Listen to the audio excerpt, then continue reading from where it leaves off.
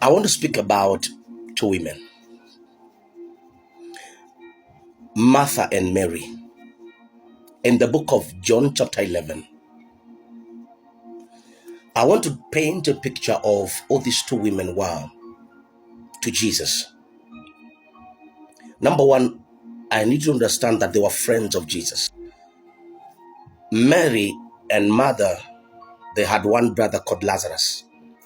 The Lazarus who died, and on the fourth day, Jesus raised him from death or from the dead. They were great friends. This family, they were friends of Jesus. Jesus would pass by there, have lunch, have dinner with them, you know. This Mary is the same Mary that broke the alabaster oil and anointed the feet of the body of Jesus. This mother is the same mother that was busy cooking while Mary is at the feet of Jesus. So they were friends. So one time, Lazarus falls sick and they send a message to Jesus. Mary and Martha, they send a message and they tell him, your friend Lazarus is sick. When Jesus received the message of the sickness of the friend, Lazarus, he never went to heal him. Now, I want you to pay attention. It was in the power of Jesus just to send a word of healing. He never did that. Never went to check on him. Never went to pray for him to be healed. In fact, what he tells the disciples was, this sickness of Lazarus is not unto death. And I want to say something at that point, at that juncture, that the language of God is not the language of men, of us men. Because Jesus clearly says, this sickness is not unto death. But the truth of the matter is that after some time, Lazarus dies.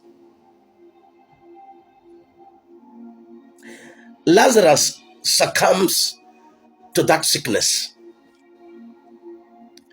And Jesus is aware. He never even attends the burial, the friend. And I'm sure Martha and Mary are like, he's a friend to us when he needs our money, when he wants our money. The way I stood with God's work, the way I stood with that one of God. Can I talk to somebody here? Jesus comes 4 days when Lazarus is in the grave. Of what help? I'm sure that was the question.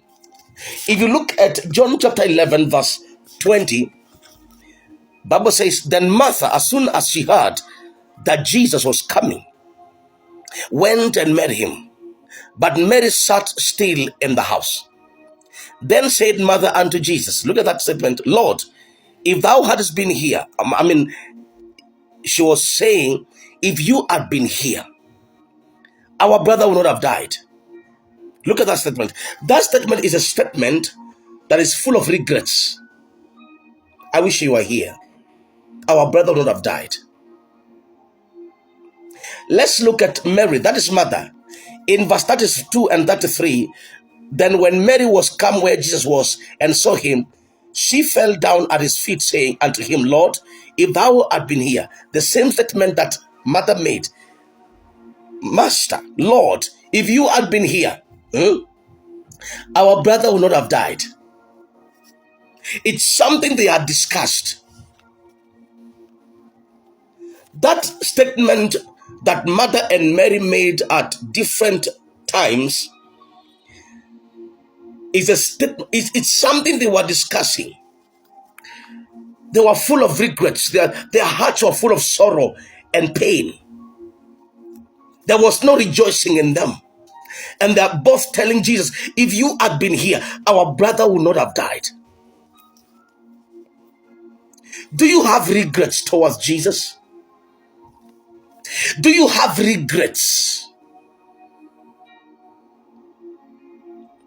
What's in your mind because of the happenings around you? It was painful for Mary and Martha to lose their brother. knowing very well that Jesus could heal him. You know, they knew. That's what they are telling you. If you are here, our brother would have died. We know you would have healed him. We know you would have healed him. We are so much aware that you would have healed him.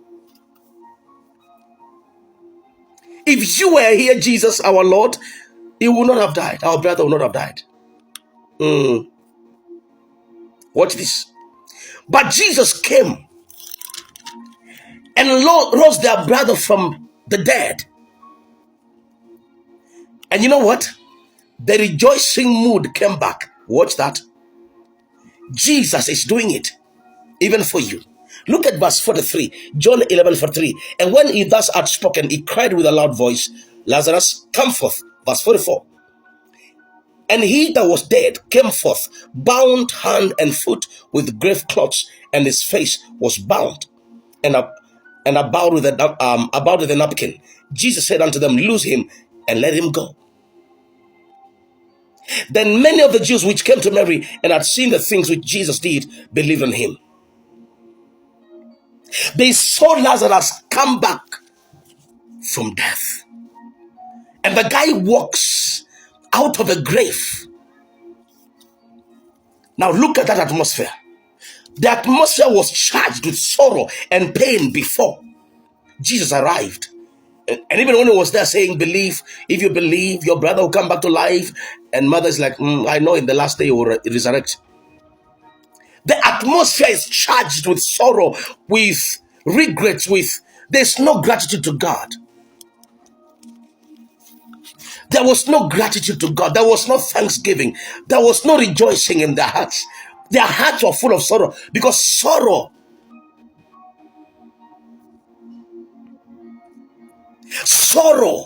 and pain, they wipe away rejoicing.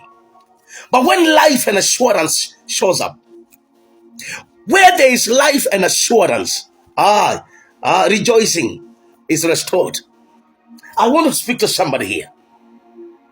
Get ready, because the same Jesus that raised Lazarus from death is coming through for you. In that situation, you are going to rejoice. In what you're going through right now, I see rejoicing. I see you rejoicing. I see you rejoicing. I said, I see you rejoicing. You are going to rejoice. You are going to rejoice. It doesn't matter what people told you, and people will rejoice together with you. The friends of Martha and Mary, they rejoiced together with him. The neighbors, they rejoiced, and I'm sure they were coming to confirm and to check, and also to rejoice together with them that Lazarus is alive. Listen, Jesus is coming through for you. You think it's over? It's not over yet. Expect rejoicing. I came to announce a new season, a season of rejoicing in your life. Ladies and gentlemen, I want to make an announcement to you. The Lord spoke to me to make a video that is pinned. If you check on my TikTok account, the first video that is pinned there, the first and second, you will see how our church got banned. There were chaos, there were demonstrations in Nairobi or in Kenya, the whole country, some months ago, to be precise, in the month of June. And as a result of those chaos and demonstrations, it turned chaotic and goons infiltrated. And the building that we had rented for church, it was burnt down and we lost everything. And the Lord told me, son, it's time to rebuild. It's time to rebuild. And I'm asking you, brethren, from all walks of life, that you will hold our hand as we rebuild by sparing something little or much or whatever it is that God has blessed you with to help us rebuild. Give us your donations. Send us your love gifts. We covet your donations to be able to rebuild and to do God's work. You will see giving details on that video. Please check on that video. You will see giving details from any part.